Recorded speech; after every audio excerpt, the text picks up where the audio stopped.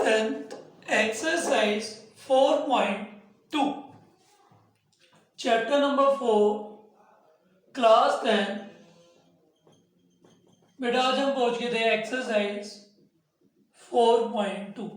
तो बेटा एक्सरसाइज 4.2 तो ये तो बेटा हमने सेकंड चैप्टर में भी अभी फैक्टर बनाए थे वही सेम। तो बेटा यहाँ पर लिखा हुआ है find the root of the flowing quadratic equation by factorisation.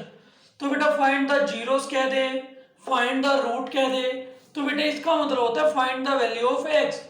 तो बेटा ये फैक्टराइजेशन मेथड से करना है।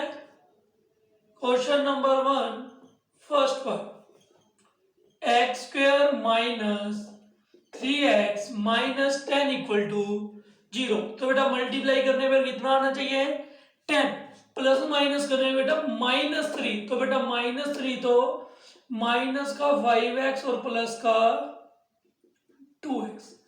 तो बेटा x common x minus 5 plus 2 common x minus 5। तो बेटा x माइनस 5 भी कॉमन, तो ये आ जाता है x प्लस 2। तो बेटा रूट्स क्या हो गए कि x माइनस 5 इक्वल टू भी 0 और x प्लस 2 इक्वल टू भी 0। तो बेटा x की वैल्यू 5 और x की वैल्यू माइनस का 2। तो ऐसे ही बेटा second part 2x square plus x minus 6 equal to 0। तो बेटा मल्टीप्लाई करें तो कितना है 6 2 जा 12, प्लस माइनस करो तो कितना है बेटा 1। 4 में से 3 गया 4x माइनस 3x। तो बेटा 2x common x plus 2 minus का 3 कॉमन x प्लस 2। तो बेटा x प्लस 2 भी कॉमन, ये 2x माइनस, तो एक बार बेटा x प्लस 2 इक्वल टू 0 और एक बार बेटा 2x माइनस 3 इक्वल टू 0। एक x की वैल्यू आ गई बेटा 3/2 और एक x की वैल्यू आ गई माइनस का 2। इसी को बोलते हैं बेटा रूट ऑफ द इक्वेशन। ऐसे ही बेटा third question, first question third पर। तो बेटा ये भी मैंने 9th में ही करवाई थी ये equation same. √2x square plus 7x plus 5√2। पता नहीं क्यों बच्चों के दिमाग में ये रूट का डर बैठा होता है। बेटा कुछ नहीं है, √2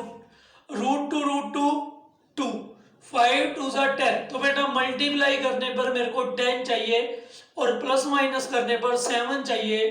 तो कैसे मर्जी लिख दो बेटा √2x square plus 5x plus 2x। बेटा यहाँ का कॉमन आ रहा है, कुछ भी कॉमन नहीं, तो x तो कॉमन आ ही रहा है √2x प्लस 5। बेटा क्या कॉमन लूं कि √2 आ जाए, तो बेटा √2 ही कॉमन ले लूं क्योंकि √2 इंटू √2 2 होता है। तो ये भी आ गया √2x प्लस √2 कॉमन, तो बेटा 5। बस यही याद रखना बेटा, ये दोनों हमेशा सेम बनेंगे। तो √2x प्लस 5 और x प्लस, तो बेटा √2x प्लस 5 इक्वल टू भी 0 और x प्लस √2 इक्वल टू भी, x की वैल्यू यहां से आ गई बेटा माइनस का 5/√2 और x की वैल्यू यहां से आ गई बेटा माइनस का √2। इसी के साथ बेटा फोर्थ पार्ट देखेंगे। तो बेटा बहुत आसान है 10th का मैथ, तो कुछ भी नहीं है, 4 चैप्टर खत्म हो जाएंगे थोड़े 1-2 दिन में ही और बस। फोर्थ पार्ट, तो बेटा ये 2x square minus x plus 1/8 equal to 0। एक तो बेटा डायरेक्ट यही सोच लो कि 1/4 लेना है, नहीं तो बेटा 8 एलसीएम ले लो। 8 2 जा 16, 8 बन जा 8, तो ये 1। तो बेटा 8 उधर जाकर 0, ये आ गया 16x square minus 8x plus 1 equal to 0। फिर भी कई बच्चे मेरे से पूछेंगे ये 8 कहाँ गया। बेटा मेरे को पता है ये 8 0 से मल्टीप्लाई कर रहा तो 0 हो गया। मेरे को इतना भी पता है तुमको कहाँ डाउट आने वाला है और यही डाउट आएगा, सारे पूछेंगे फिर पर्सनल, भैया ये वाला 8 कहाँ गुम हो गया। बेटा ये 8 0 से मल्टीप्लाई 0 हो गया। मल्टीप्लाई करो तो 16 प्लस माइनस करो तो 8, 4 और 4 8, 4 4 जा 60। तो बेटा 4x कॉमन, सारा 9th में पड़ा हुआ है बेटा, माइनस का 1 कॉमन, तो बेटा ये भी आ गया 4x माइनस 1 यहाँ से भी ये बच गया 4x माइनस, तो बेटा 4x minus one equal to भी zero, 4x minus one equal to भी जीरो, और बेटा x की वैल्यू 1/4 और ये भी x की वैल्यू 1/4। तो बेटा कभी x की वैल्यू सेम आ रही है, कभी x की वैल्यू डिफरेंस आ रही है, तो ये नेक्स्ट एक्सरसाइज में पता लग जाएगा कि ऐसा कब होता है। फिफ्थ पार्ट देखो, इसी के साथ बेटा क्वेश्चन नंबर 1 कंप्लीट हो जाएगा। ये भी बेटा 100x² माइनस 20x प्लस 1, तो बेटा मल्टीप्लाई करो तो कितना चाहिए 100, प्लस माइनस करो तो कितना चाहिए माइनस का 20, 10 और 10, 10x माइनस 10x, तो बेटा यहाँ पे 10x common, 10x minus 1 minus का 1 कॉमन, 10x माइनस 1, तो बेटा 10x माइनस 1 इक्वल टू भी जीरो और 10x माइनस 1 इक्वल टू भी जीरो। बेटा x की वैल्यू 1/10 और ये भी x की वैल्यू 1/10। तो इसी के साथ बेटा क्वेश्चन नंबर 1 हमारा कंप्लीट हो गया है। क्वेश्चन नंबर 2 हमको कहीं पर रेफर कर रहा है वो बेटा एग्जाम्पल 1 में, ये खुद से ट्राई कर लेना। इसी के साथ बेटा क्वेश्चन नंबर 3 देख लो। तो क्वेश्चन नंबर 3 में कह रहा है find two number whose sum is 27 and product is 182। बेटा दो मेथड है, एक तो मैं ये लेट करूं, let first number be x और सेकंड नंबर बी। बेटा अगर मेरे को दो नंबर का सम पता है 27 है, जैसे मेरे पिताजी ने मेरे को और मेरे भाई को 27 रुपए खर्ची थी, मैंने कहा मैंने रख लिए 15, दूसरे को कितने दूंगा, कहता जो 27 में से माइनस कर दे। ऐसे ही बेटे यहीं पे मैंने कहा एक नंबर x है तो दूसरा नंबर है 27 माइनस x। आधे बच्चे कंफ्यूज हो जाएंगे, तो एक बार जिसको ऐसे समझ आ जाए ऐसे समझ लो। और कह रहे प्रोडक्ट है 182, तो बेटा दोनों का प्रोडक्ट कितना दे रखा है 182, तो बेटा x की multiply 27 minus X equal to 182, तो बेटा ये 27x ये माइनस का x स्क्वायर इक्वल टू 182, बेटा माइनस का x स्क्वायर इधर आकर प्लस का माइनस का 27x और ये प्लस का 182 इक्वल टू 0। तो बेटा ये इक्वेशन बन की मल्टीप्लाई करो तो 182 प्लस माइनस करो तो 27, वही दिख रहा है बेटा 14 का और 13 के स्क्वायर के बीच में ही आ रहा है, x square minus 14x minus 13x plus 182 equal to 0, x common x minus 14 minus का 13 कॉमन x माइनस 14, तो बेटा x माइनस 14 इक्वल टू भी 0 और x माइनस 13 इक्वल टू भी 0, तो बेटा x की एक वैल्यू आ गई 14 और x की एक वैल्यू आ गई 13। अगर first number 14 then second number 13, और अगर फर्स्ट नंबर 13 तो सेकंड नंबर 14, तो बेटा दोनों हो सकते हैं। अगर फिर भी नहीं समझ में आएगी ये 27 माइनस एक्स कैसे लिखा, तो बेटा ऐसे कर लो, लेट करो first number x second number y, ये गिवन है बेटा दोनों नंबर का सम कितना है 27, दोनों नंबर का प्रोडक्ट कितना है 182, तो बेटा यहीं से मैंने वैल्यू लिख दी, y की वैल्यू क्या है 27 माइनस एक्स, यहीं पे y के प्लेस पर क्या पुट कर दिया मैंने 27 माइनस, लो बेटा दोबारा सेम इक्वेशन बन गई, इसकी मल्टीप्लाई करोगे तो ये इक्वेशन आ जाएगी, आगे बिल्कुल सेम का सेम, ऐसे करना चाहो ऐसे कर लो, ऐसे करना चाहो ऐसे कर लो, जिसको जिस मेथड से इजी लगे वैसे कर लो। फोर्थ क्वेश्चन पे पहुंच गए बेटा,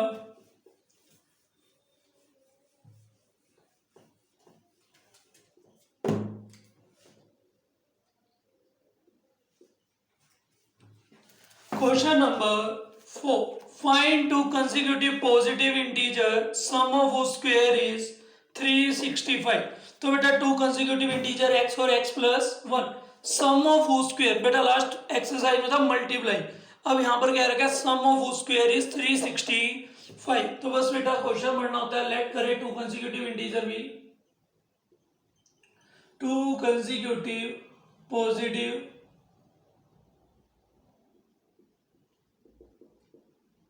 इंटीजर b एक्स और एक्स प्लस वन। तो बेटा अकॉर्डिंग टू क्वेश्चन क्या रखा है, सम ऑफ स्क्वायर, तो बेटा इनके स्क्वायर का सम इज इक्वल टू 365। तो बेटा ये x square a plus b का whole square a square plus b square plus 2ab और ये 360, एक्स स्क्वायर 2x प्लस का 2x प्लस का 1 और ये minus 360, 2x square plus 2x minus 364, 2 common x square plus x minus 182, zero उधर जाकर बेटा डिवाइड करेंगे तो ये जीरो खत्म, मल्टीप्लाई करूं 182, बीच में जब भी 1 चाहिए सिर्फ ये सोचो 182 किन दो स्क्वायर के पास आता है, 13 का स्क्वायर होता है 169 और 14 का स्क्वायर होता है 196। तो कंफर्म है बेटा 14 में से 13 माइनस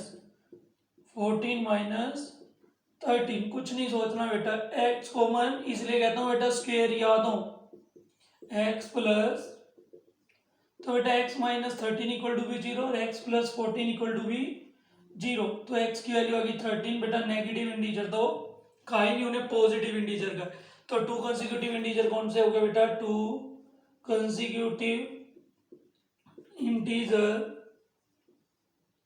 13 एंड 14। आंसर चेक करना हो तो 13 का स्क्वायर 169, 14 का स्क्वायर 196, 5 6 3, तो बेटा सम कितना आ रहा है इनका 365। इसी के साथ बेटा क्वेश्चन नंबर 5 बहुत बार एग्जाम में आया बेटा, क्वेश्चन नंबर 5 भी।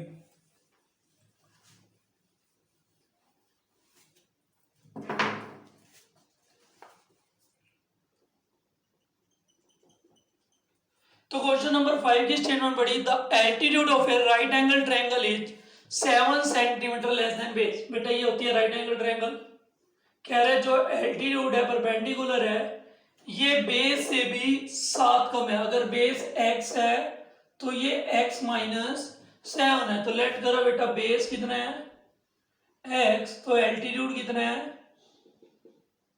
7 सेंटीमीटर लेस देन बेस। तो बेटा बस लाइन पढ़ो और पुट कर दो वैल्यू को, इफ द हाइपोटेन्यूज इज 13, तो बेटा हाइपोटेन्यूज भी कितना गिवन है 13। तो बेटा बचपन से ही पता है हाइपोटेन्यूज का स्क्वायर किसके इक्वल होता है, बेस का square according to Pythagoras theorem. Hypotenuse का स्क्वायर इक्वल होता है बेस का स्क्वायर प्लस में परपेंडिकुलर या एल्टीट्यूड का, एल्टीट्यूड को ही बोलते हैं बेटा परपेंडिकुलर। हाइपोटेन्यूज 13 का स्क्वायर, बेस x का स्क्वायर और एल्टीट्यूड x माइनस 7 का स्क्वायर। तो 13 का स्क्वायर 169, ये x minus a minus B का स्क्वायर क्या होता है बेटा, a square plus b square minus 2ab, तो x का स्क्वायर b स्क्वायर 7 का स्क्वायर 49 माइनस 2ab।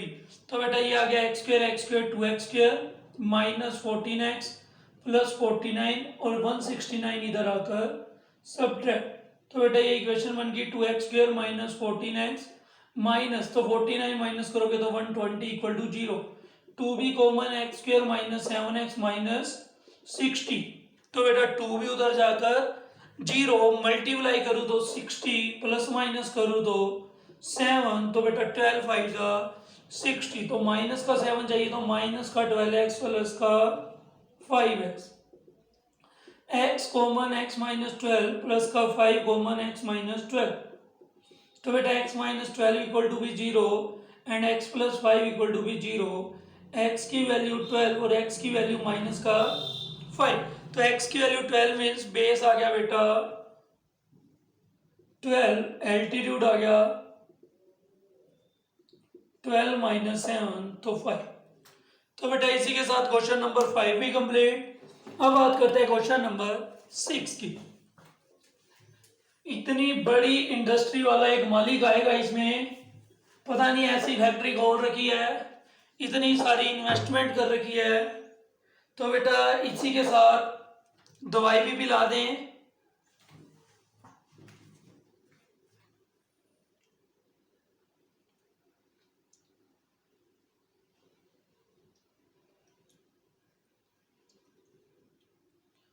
देखो बेटा लास्ट क्वेश्चन, इसी के साथ एक्सरसाइज 4.2 भी कंप्लीट।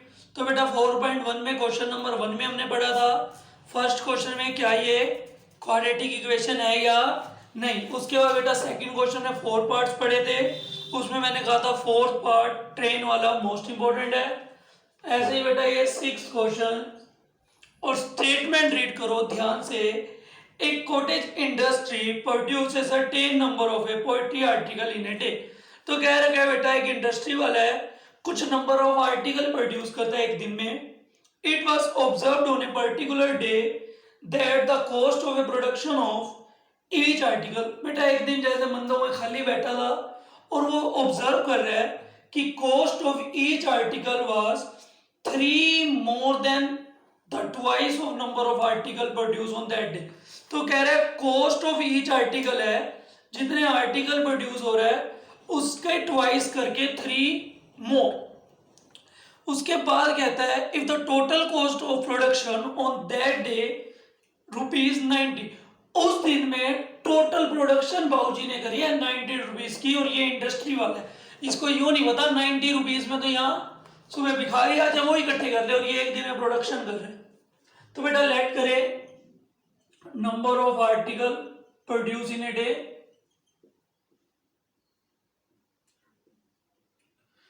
क्योंकि बेटा जब तक नंबर ऑफ आर्टिकल नहीं पता तो मैं कॉस्ट भी नहीं पता लग सकता। तो कॉस्ट ऑफ ईच आर्टिकल क्या है, तो बेटा ये खाली बैठा है और ये सोच रहा है कॉस्ट ऑफ ईच आर्टिकल है 3 more than the twice of number of article. तो बेटा twice of number of article से 3 मोर, तो टोटल प्रोडक्शन कॉस्ट कितनी थी उस दिन की, टोटल प्रोडक्शन कॉस्ट थी बेटा 90। टोटल प्रोडक्शन कॉस्ट का मीन्स बेटा जितने नंबर ऑफ आर्टिकल प्रोड्यूस करे, cost of each article multiply कर दूंगा तो टोटल प्रोडक्शन कॉस्ट 90। तो बेटा x मल्टीप्लाई 2x प्लस 3 90, तो बेटा 2x स्क्वायर प्लस 3x ये 90 इधर आकर, तो बेटा मल्टीप्लाई करूँ तो 90 2 जा 180 प्लस माइनस करूँ तो 3।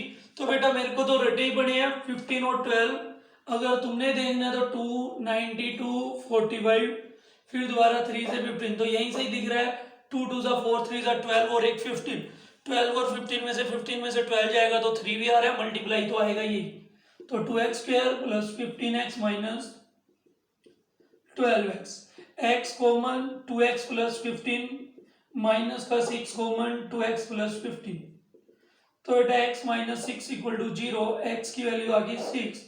तो बेटा कॉस्ट और नंबर ऑफ आर्टिकल नेगेटिव तो नॉट पॉसिबल। तो ये ढक्कन दिन में प्रोड्यूस कर रहा था आर्टिकल 6 और कॉस्ट ऑफ ईच आर्टिकल थी, तो नंबर ऑफ आर्टिकल कितने प्रोड्यूस कर रहा है 6 और कॉस्ट ऑफ ईच आर्टिकल है 2x प्लस 3, तो 2 मल्टीप्लाई 6, तो बेटा 15 रुपए वाला आर्टिकल है, और दिन में बाबूजी 6 आर्टिकल प्रोड्यूस कर रहे हैं, और इस बाबूजी को नाम दे दो इंडस्ट्री का, पता नहीं कौन सी इंडस्ट्री होगी, 15 रुपए का आर्टिकल है और सिर्फ प्रोड्यूस भी 6 कर रहे हैं। इसी के साथ अपना मौज लें, रोज लें, ना मिले तो खोज लें। एक्सरसाइज 4.1 भी कंप्लीट, एक्सरसाइज 4.2 भी कंप्लीट, और हाँ ये जरूर याद रखें कि लास्ट से अपनी रिवीजन स्टार्ट कर दें, कभी ऐसा ना हो कि 4 चैप्टर कंप्लीट हो गया और पता लगे कि फर्स्ट सेकंड चैप्टर भूलते जा रहे हैं। तो बेटा लास्ट अगर किसी ने रिवाइज करा होगा तो 1.1 कर भी ली होगी, अब 1.2 1.3 ऐसे कंटिन्यूस करते रहो बेटा रिवाइज, ठीक है।